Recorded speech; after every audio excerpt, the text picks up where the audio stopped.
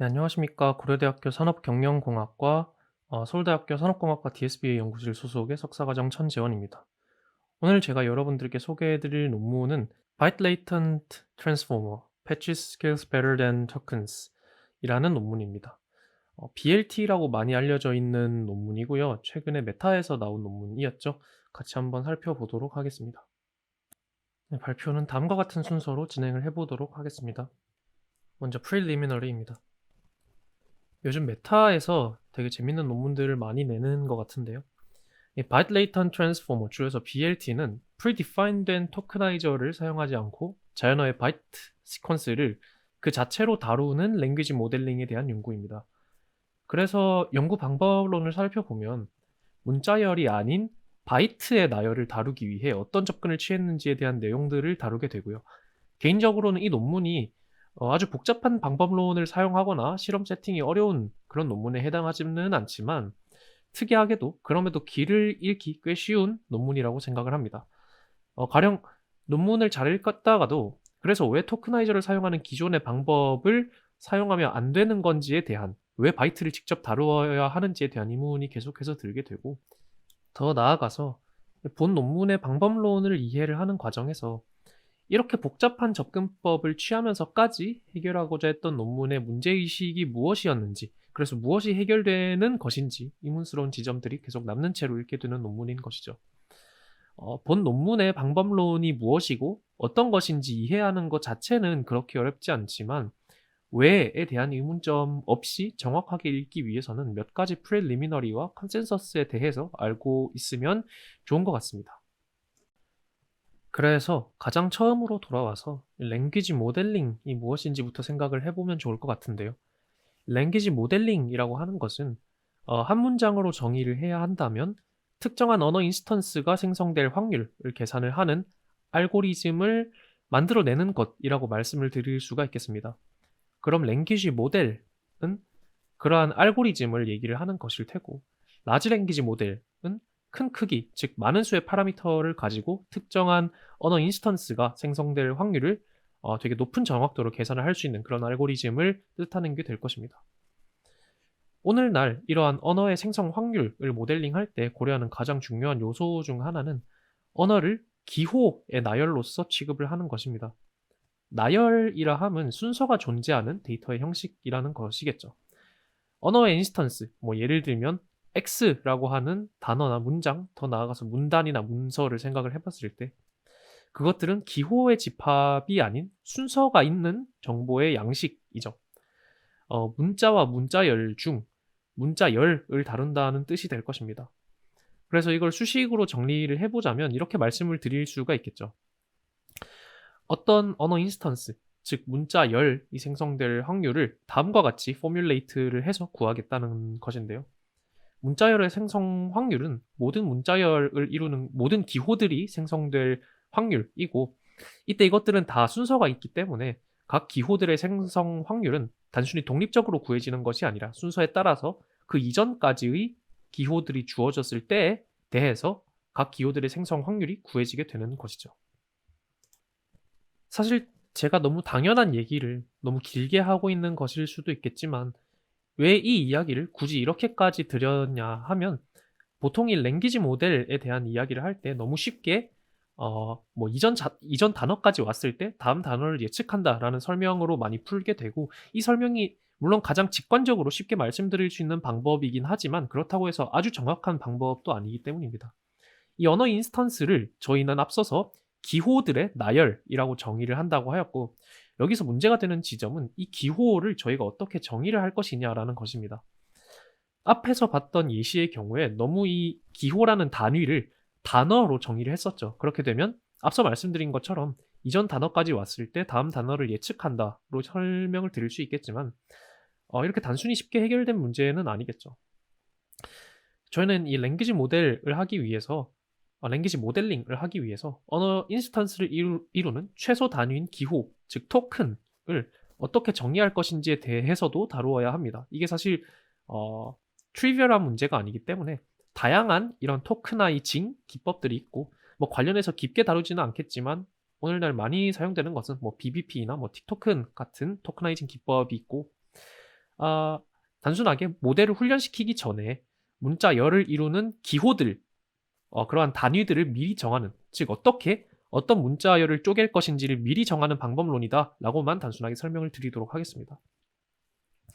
이렇게 되면 결국 언어 모델을 훈련을 시킨다는 것은 콜퍼스를 많이 모은 뒤에 이것들을 어떻게 쪼갤 것인지 이런 것을 통계적인 방법으로 미리 구해 놓은 다음에 그러한 방법론에 따라 콜퍼스를 토크나이징을 해서 랭귀지 모델을 훈련을 시키는 것이겠죠. 사실 이 부분을 말씀을 드리고 싶어서 계속해서 말씀을 드린 것이었는데요. 뭐 미리 말씀드리자면 본 논문은 이 랭귀지 모델링 과정에서 앞서서 말씀드린 이 토크나이징 과정을 배제할 수 있는 방법론을 제시를 합니다. 그 이유는 당연하게도 토크나이징이라는 것이 랭귀지 모델과 관련해서 뭔가 문제가 있기 때문이겠죠. 물론 오늘날 토크나이징이라는 과정 위에서 랭귀지 모델링이 정말 잘 작동을 하고 있지만 뭐 BBP를 포함해서 저희가 가질 이 랭귀지 모델을 훈련시키는 것과 별개로 이 언어 인스턴스에 대한 토크나이징 방법을 구축을 해야 한다라는 것은 그 자체로 가지는 문제들이 몇 가지 있습니다. 물론 논문의 인트로덕션에서도 얘기를 하고 있는 여러 문제들이 있지만 실제로 본 논문과 토크나이저와 관련된 이슈 사항은 크게 두 가지 정도가 있다고 생각을 해주시면 될 것 같습니다. 일단 이 토크나이징 방법이 랭귀지 모델과 별개로 구축된다는, 즉 언어 모델링을 엔드투엔드로 옵티마이징을 하지 못한다는 점이 있습니다. 저희가 구축하고자 하는 랭귀지 모델에 대한 옵티멀한 토크나이징 방법이 아닐 수도 있다는 점이겠죠. 훈련의 대상은 아니기 때문에. 그런 이유보다도 사실 이 내용은 본 논문에 있는 내용은 아니지만 이런 토크나이저 프리 리서치 필드의 많은 연구들이 집중을 하고 있는 부분은 궁극적인 모달리티의 통합과도 연관이 있습니다. 그러니까 쉽게 말씀드리자면 오늘날 컴퓨터와 같은 인공지능 모델이 구동되는 하드웨어 아키텍처들은 모든 데이터들을 바이트화해서 처리를 하게 되고 텍스트의 경우에도 저희는 뭐 이런 글자로 보고 있지만 사실 이런 글자들은 모두 이런 바이트들의 연속으로 되어 있습니다. 사실 그래서 토크나이징을 하지 않는 토크나이저 프리라고 한다면 그냥 이 문자들을 이루는 바이트들을 하나의 토큰으로 취급하는 것과 어느 정도 동치가 될 수 있겠죠.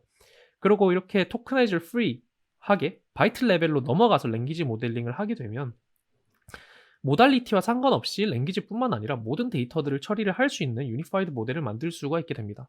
즉 모달리티의 유니파잉이 가능해지게 된다라는 것인데요. 언어든 이미지든 뭐 비디오든 결국 모든 데이터들이 사실 저희가 보기에는 너무나 다른 데이터들이지만 컴퓨터에서 이것을 처리를 할 때는 결국 저것들은 모두 어떤 바이트들의 연속이고 만약에 랭귀지 모델링의 하나의 토큰이 바이트라면 즉 넥스트 바이트 프리딕션이 가능해지게 된다면 모든 종류의 데이터를 지금 랭귀지 모델링을 하듯이 모델링하는 것이 가능해지게 될 것입니다. 하나의 모델로. 이러한 내용은 뭐 다시 말씀드리지만 논문에는 직접적으로 나오지는 않지만은 많은 이러한 본 논문을 포함한 토크나이저 프리에 대한 리서치 필드의 많은 논문들이 내재적으로 공유하는 요소다라고 생각을 해주시면 될 것 같습니다.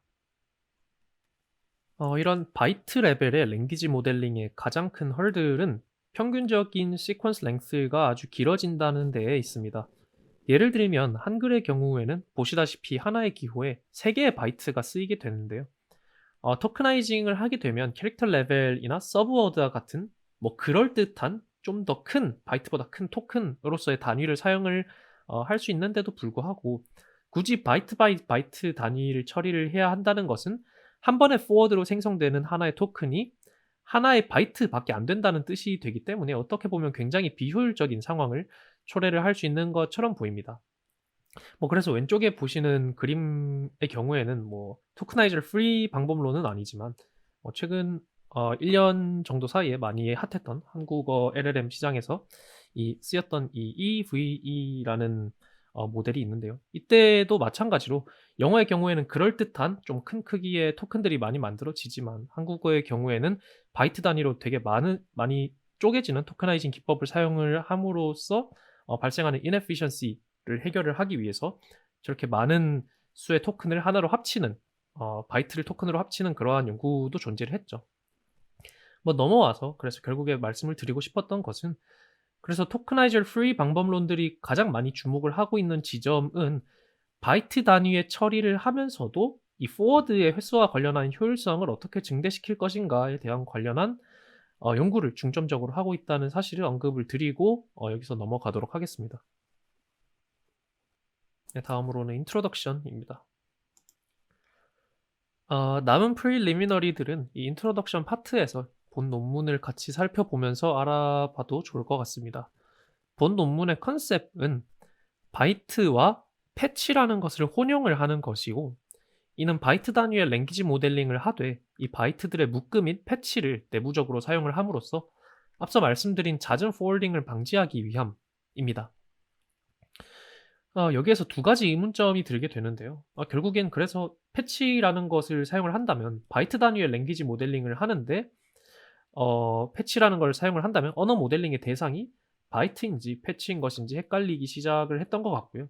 더하여 두 번째 의문은 특히 이제 뒤에서 뭐 그렇게 어렵진 않지만 꽤 복잡한 방법론을 사용을 해서 이 패치라는 것을 구축을 하는 것을 보면서 더더욱 심해지는 의문이 되는데, 바이트 단위의 랭귀지 모델링이 되게 좋은 것처럼 말을 해놓고 결국 이런 복잡한 방법론을 사용을 하면서까지 얘네를 마치 토크나이징을 하는 것처럼 다시 묶어주는, 다시 묶으면서 패치를 만들어주는 그런 이유가 무엇인지에 대한 의문이 들게 되고요. 그래서 사실 이럴 거면 그냥 토크나이저를 사용을 하는 게 나은 게 아닐까, 뭐 이러한 의문이 들게 됩니다.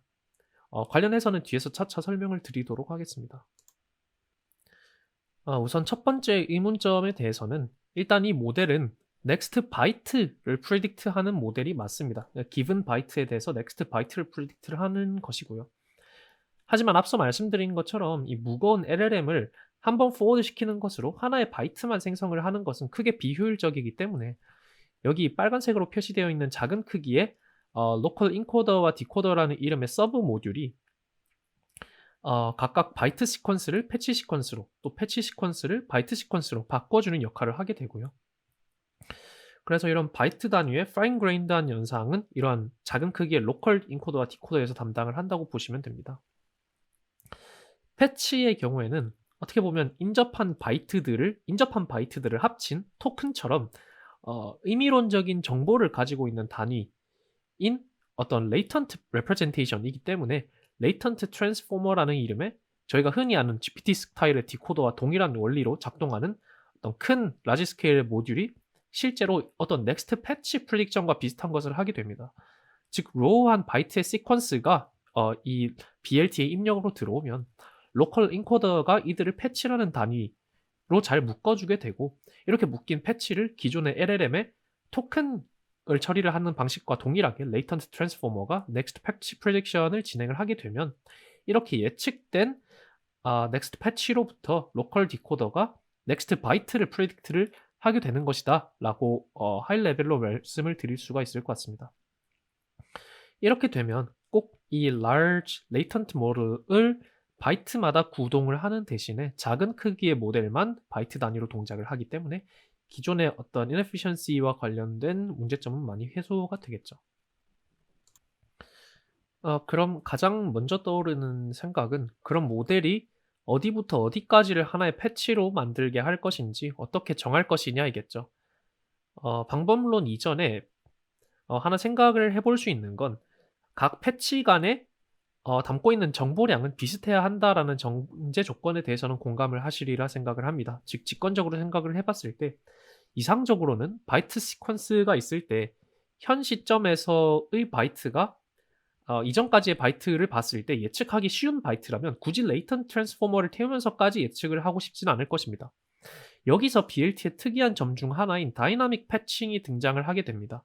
즉 토큰들을 어떤 패치에 할당할 것인가 라는 것은 문맥에 따라서 동적으로 이루어지게 되고, 정확하게는 어떤 문자열을 정보 엔트로피에 따라서 패치화한다라고 이해를 해주시면 될 것 같습니다. 그래서 어떻게 보면 토크나이징이 스태틱한 패칭이라고 생각을 해보면 이런 점이 다른 점이 되겠죠. 그러니까 자세하게는 뒤에 다뤄드릴 예정이고요. 그래서 여기서는 패칭이라고 하는 것은 바이트 단위의 단순 모델링의 inefficiency를 줄이기 위해서 여러 개의 바이트를 하나로 묶는 것을 뜻하는 것이며, 이때 이렇게 묶이는 것은 문맥에 따라서 어떻게 묶일지 결정이 되는 것이구나. 그리고 이건 언어 모델과 독립적으로 문자열을 나누는 방법이 정적으로 predefined 되는 기존의 토크나이징 방식과 다르구나 정도만 이해를 해주셔도 좋을 것 같습니다. 그럼 이제 메서돌로지로 넘어가 보도록 하겠습니다. 아직 좀 뜬구름 잡는 것과 같은 느낌이 드실 수도 있으실 것 같은데요. 일단 모델의 구현 방식을 살펴본 다음에 다시 한번 이 모델 구조의 의의를 돌아와서 살펴보는 식으로 이해를 해보도록 하겠습니다.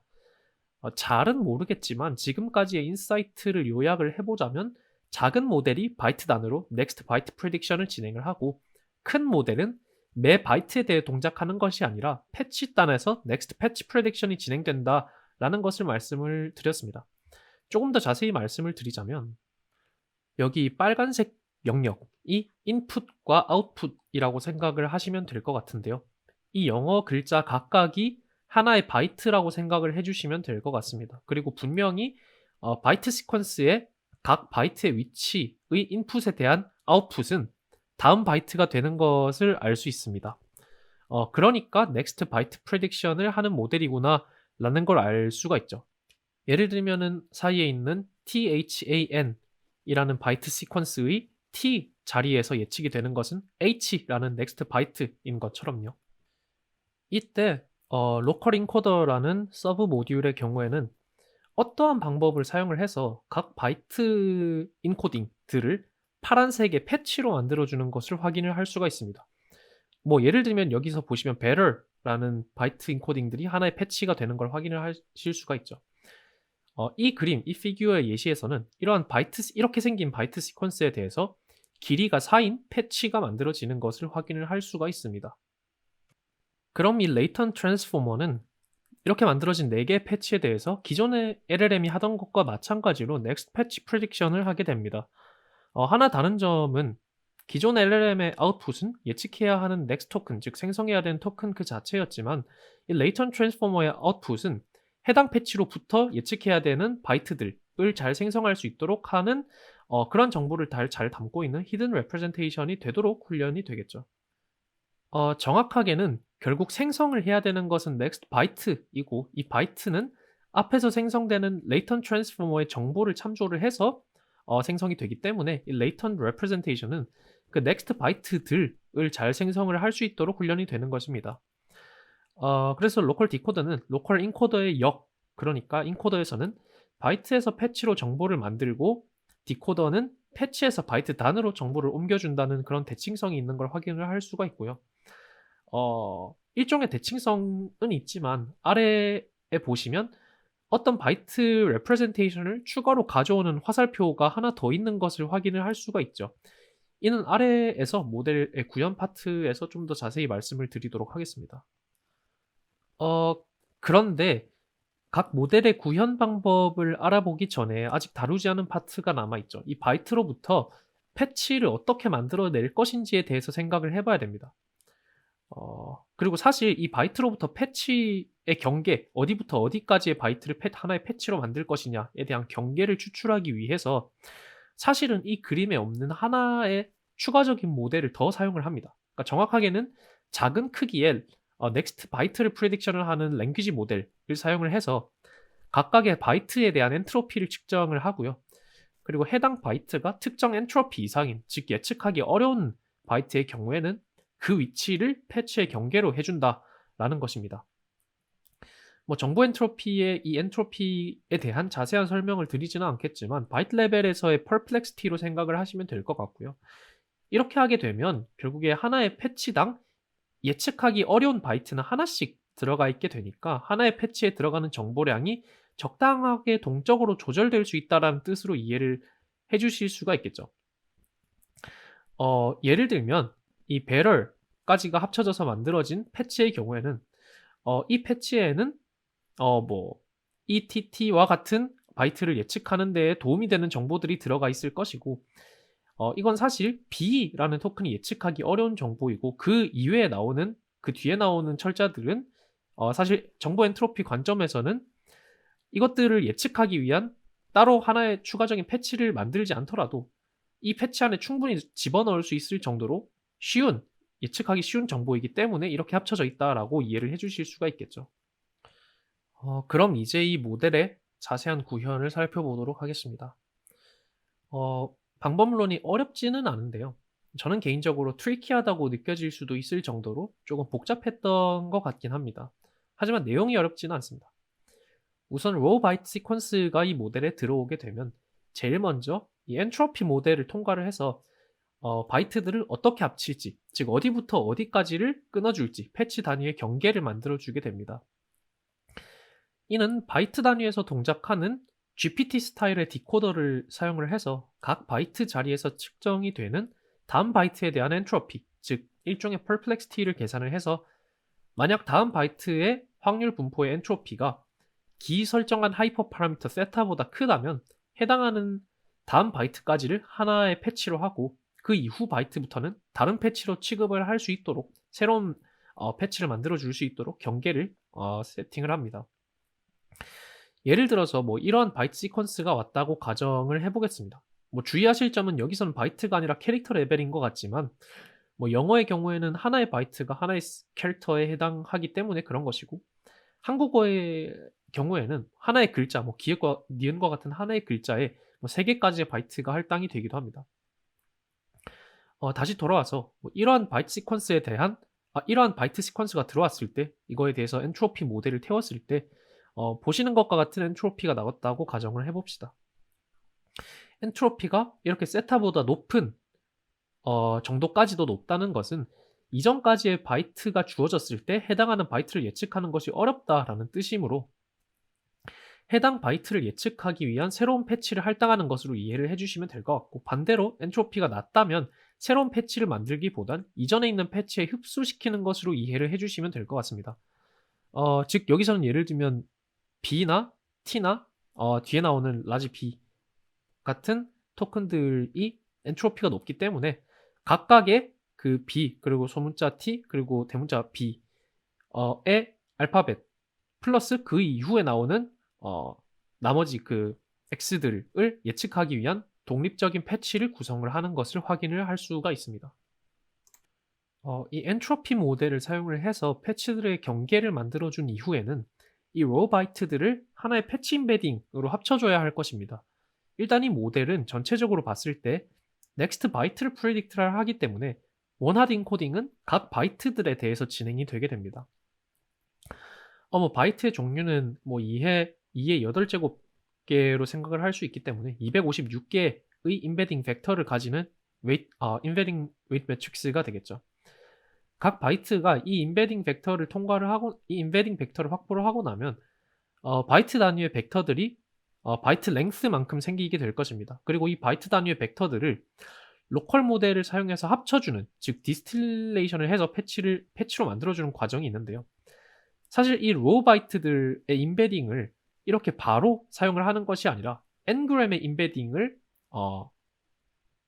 합친 인베딩을 사용을 하는 것을 확인을 하실 수가 있습니다. 그러니까 무슨 뜻이냐 하면 예를 들면 이 better의 r에 대한 바이트 인베딩은 단순히 r에 대한 바이트 인베딩만을 사용을 하는 것이 아니라 3g의 인베딩인 ter에 대한 인베딩이나 4g 인베딩에 대한 뭐 tter 등의 뭐 3글자 g부터 8글자 g까지의 뭐 ng에 대한 인베딩을 각각의 ng 인베딩 테이블에서 가지고 온 다음에 평균을 취해주게 됩니다.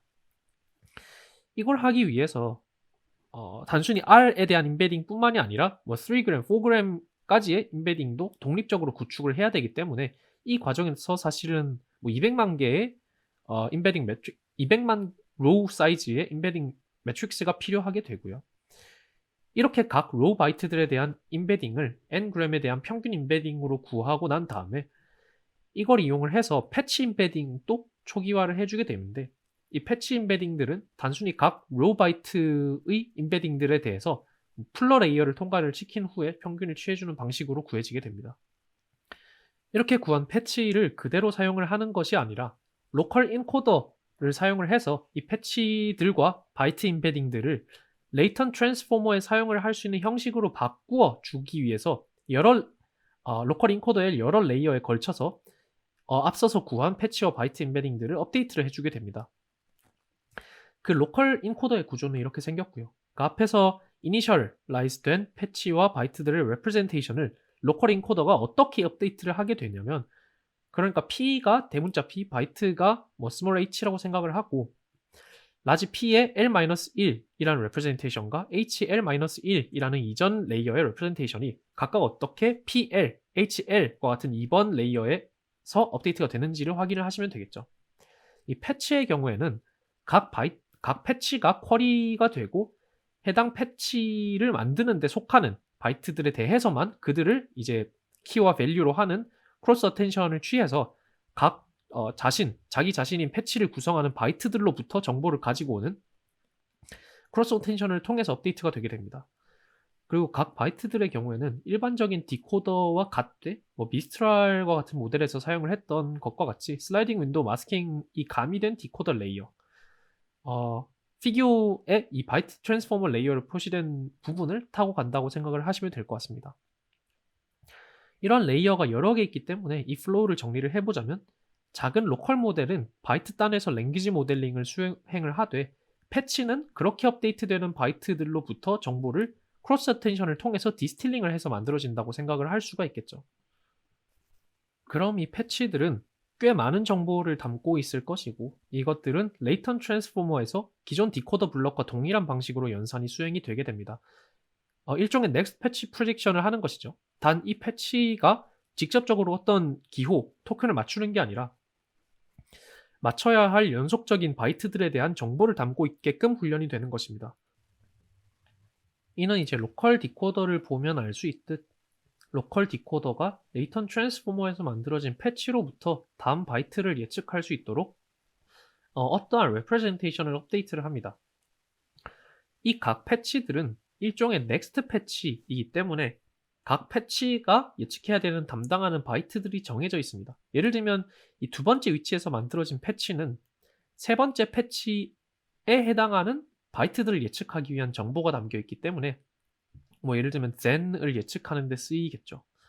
중요한 점은 이 패치들만 가지고 바로 바이트들을 예측을 하는 것이 아니라 각 바이트에 대한 레프레젠테이션도 함께 사용을 하게 되고, 이 바이트 레프레젠테이션은 앞서 로컬 인코더에서 패치를 업데이트하면서 함께 업데이트를 했던 바이트 레프레젠테이션으로부터 이니셜라이즈가 되게 됩니다. 어려운 개념은 아니고요. 앞서서 로컬 인코더의 역할은 레이턴 트랜스포머에 들어가는 패치라는 것을 업데이트를 해주는 역할이었고, 그걸 위해서 패치만 가지고 업데이트를 하는 것이 아니라 바이트도 함께 슬라이딩 윈도우 어텐션을 사용을 해서 똑같이 디코더 레이어를 사용을 해서 정보를 올려주면서 업데이트를 했었죠. 똑같이 이 디코더의 역할은 각 자리에서의 넥스트 바이트를 예측을 할 수 있도록 바이트 레프레젠테이션을 업데이트를 해주는 역할이고, 그렇기 때문에 이번에는 반대로 바이트를 쿼리로 해서 패치에 대해서 키와 밸류를 만든 뒤에 크로스 어텐션을 함으로써 로컬 인코드에서 업데이트가 끝났던 레프레젠테이션에다가 레이트 트랜스포머로부터 만들어진 정보를 키와 밸류로 해서 어텐드를 해서 가지고 오게 됩니다. 물론 동시에 로컬 인코더에서 했던 것과 동일하게 바이트에 대한 레프레젠테이션도 똑같이 업데이트를 하게 되겠죠. 되게 복잡했던 것처럼 느껴지실 수가 있는데요. 이렇게 정리를 해보면 좋을 것 같습니다.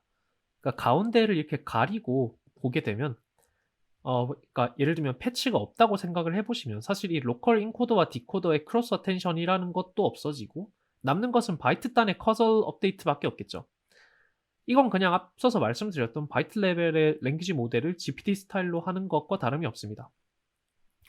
이걸 기존 랭귀지 모델만큼 큰 크기로 확보를 해서 이렇게 구현을 하게 되면 앞서 말씀드린 것처럼 inefficiency가 발생을 하게 되겠죠. 결국 한 번의 forward로 결국 하나의 바이트를 만들게 되니까요. 이걸 개선을 하기 위해서 여전히 바이트 레벨의 next byte prediction을 진행을 하되 바이트 단위로 처리해야 할 것들은 작은 크기의 로컬 모델로 하고 꼭 바이트 단위까지로 하지 않아도 되는 정보 교환들은 하나의 패치에서 합쳐서 진행을 하는 레이턴 트랜스포머를 중간에 대신 삽입을 함으로써 큰 컴퓨테이션은 패치의 단위에서 작은 컴퓨테이션은 바이트 단위에서 진행을 하는 것으로 생각을 하실 수가 있습니다. 그러니까 넥스트 바이트 프리딕션을 하는 모델이지만 가장 위와 아래 레이어만 바이트 단위로 진행이 되고 중간에 많은 레이어들은 패치 단위로 진행이 된다라고 이해를 하실 수도 있겠네요. 패치 단위로 묶는 것과 토큰 단위로 묶는 것의 차이는 앞서 설명을 드렸기 때문에 넘어가도록 하겠습니다. 다음으로는 experimент입니다. 그럼 실험으로 넘어와서 이런 모델 구조로 어떤 것을 achieve하고 싶었는지에 대해서 확인을 해보도록 하겠습니다. 사실 이 메인 피규어가 핵심이라고 생각이 되는데요. 여기서의 전제는 이러합니다.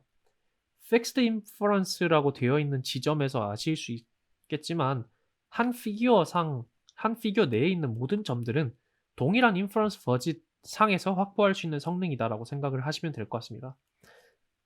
동일 인퍼런스 버짓이라고 하면 인퍼런스 시나리오에서 가용한 GPU의 용량이라고 생각을 하실 수가 있겠죠. 그게 고정되어 있는 상태다라고 생각을 하시면 될 것 같고요.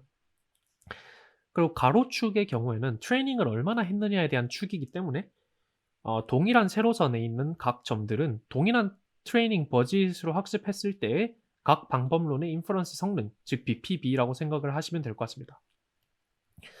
BPB에 대한 자세한 설명은 논문에 나와 있지만 토크나이저 방법론과 토크나이저 프리 방법론 간의 페어한 비교를 위해서 perplexity 대신 사용을 하는 지표 정도로 이해를 해주시면 좋을 것 같고요. 일단 본 논문의 메인 컨트리뷰션으로 생각이 되는 지점으로 결국에 트레이닝을 일정 수준 이상으로 해줬을 때 기존 LLM 연구를 도미네이팅 했던 토크나이저 베이스드 방법론의 성능을 모사할 정도의 수준까지 올라오면서 심지어는 현재 소타 LLM 중 하나로 볼 수 있는 라마 시리즈, 라마 패밀리의 성능을 뛰어넘을 정도의 성능까지도 달성할 수 있다라는 점입니다. 사실 이 정도로 세츄레이션이 된 대규모의 LLM 연구에서 이런 새로운 방법론이 그것의 그런 잘 피팅된 레시피 만큼의 성능도 보여줄 수 있다. 그러니까 새로운 방법론이 워킹한다라는 걸 보여주는 것만으로도 꽤 신기한 결과인 것 같습니다. 또 더 나아가서 또 신기한 점은 인퍼런스 버짓이 고정이 되어 있음에도 불구하고 모델의 사이즈를 키울 수 있다는 점이 있습니다. 보시면 기존 라마 모델의 경우에는 동일한 인퍼런스 버짓이기 때문에 모델의 시리즈만 다를 뿐 크기는 동일한 것을 확인을 할 수 있습니다. 하지만 이 BLT 모델의 경우에는 동일한 인퍼런스 버짓에서 모델 사이즈를 저렇게 키울 수 있는 것을 확인을 할 수가 있습니다. 그러니까 정확하게는 모델 사이즈와 패치 사이즈를 동시에 키움으로써 큰 모델을 동일 인퍼런스 버짓을 키우지 않고도 사용을 할 수 있다는 것인데요. 결국에 이건 패치 사이즈를 동적으로 키움으로써 가능한 것이다라고 이해를 해주시면 될 것 같습니다. 그러니까 패치 사이즈가 커지면 레이턴트 트랜스포머의 입력으로 들어가는 텐서의 크기, 정확하게는 시퀀스 랭스의 차원의 길이가 짧아지게 되고 이는 곧 모델 내부 액티베이션 텐서의 크기를 줄이는 효과를 가지고 오게 됩니다. 즉 모델을 키우면서 생기는 GPU의 어떤 additional allocation을 액티베이션 텐서의 allocation을 줄임으로써 offset 시키는 효과가 있는 것이죠. 물론 이는 많은 바이트를 하나의 패치로 처리를 해야 되기 때문에 그로 인한 granularity 감소로 발생하는 성능의 저하가 훈련 초반에는 발생을 할 수 있지만 이 그래프를 보시면 큰 패치로 인한 성능 감소보다 큰 모델로 인한 성능 증가로 얻을 수 있는 이점이 훈련을 거듭할수록 커지는 것을 확인을 할 수가 있습니다. 저자들은 이런 현상을 두고 새로운 스케일링 로우를 가지고 올 수 있다라고 얘기를 하는데요. 그러니까 스케일링 로우에 대한 얘기가 나오는 이유는 말 그대로 Fixed Inference 버짓에 대해서 모델 사이즈와 트레이닝 버짓이라는 두 축으로 성능의 옵티멀 포인트를 찾는 것이 기존의 스케일링 로우였다면 이제 패치 사이즈라는 모델 사이즈와 트레이닝 버짓과 독립적인 새로운 엑시스를 들여옴으로써 모델 사이즈를 키우면서도 인퍼런스 버짓을 늘릴 필요가 없어질 수도 있겠다라는 걸 얘기를 하는 것이죠. 추가로 더해서 다른 LLM 페이퍼들과의 컨벤션에 맞춰서 다운스트림 태스크에 대한 성능도 표기를 해두는데요. 각 모델, 세 가지의 모델은 모두 동일한 트레이닝 버짓으로 학습된 모델이다라는 것을 언급을 드리면서 그 와중에 엔트로피를 기준으로 패치를 만드는 기존 방법론이 기존 라마 모델은 물론 공백 문자를 기준으로 패칭을 하는 BLT 스페이스보다도 성능이 좋은 것을 확인을 할 수가 있죠. 더해서 이런 부분은 트리비얼하면서도 노이시한 데이터를 넣었을 때나 캐릭터 레벨과 같이 파인 그레인드한 시퀀스 프로세싱이 필요한 그런 과업들의 경우에도 특히나 이 BLT가 잘하는 것을 확인을 할 수가 있습니다. 뭐 예를 들어서 헬라스 웨그에 노이즈를 넣었을 때나 뭐 이럴 때도 강건한 것을 확인을 할 수가 있고, 뭐 포놀로지나 스펠링과 같은 과업, 파인 그레인드한 과업도 잘하는 것을 확인을 해볼 수가 있죠. 그래서 끝으로 클로징을 해보고자 하는데요. 클로징을 해보자면 본 논문은 시대의 흐름에 따른 토크나이저 프리 랭귀지 모델링 메서드를 제안을 하였고, 알려진 모든 토크나이저 프리 방법론들 중에서 뭐 적어도 가장 스테이블하고 가장 높은 퍼포먼스를 보여주면서 기존의 토크나이저 베이스드 랭귀지 모델보다도 좋은 성능을 보여줄 수 있음을 암시했습니다. 이는 모델 사이즈와 관련한 스케일링 로우를 좀 더 쉽게 달성할 수 있게 하는 가능성을 보여줌과 동시에 모달리티 퓨전에 대한 희망을 보여주기도 한다라고 해석을 할 수가 있겠습니다. 뭐 아직 모델의 구조가 꽤 복잡하기 때문에 이 구조가 더 큰 사이즈에서도 옵티멀하게 작동한다라고는 말씀드릴 수가 없겠지만, 많은 후속 연구들이 시작되기에 좋은 그런 재밌는 논문이었다라고 정리를 하면서 오늘 PYSR 마쳐보도록 하겠습니다. 지금까지 바이트 레이턴 트랜스포머 발표를 맡은 발표자 천재원이었습니다. 끝까지 들어주셔서 감사합니다.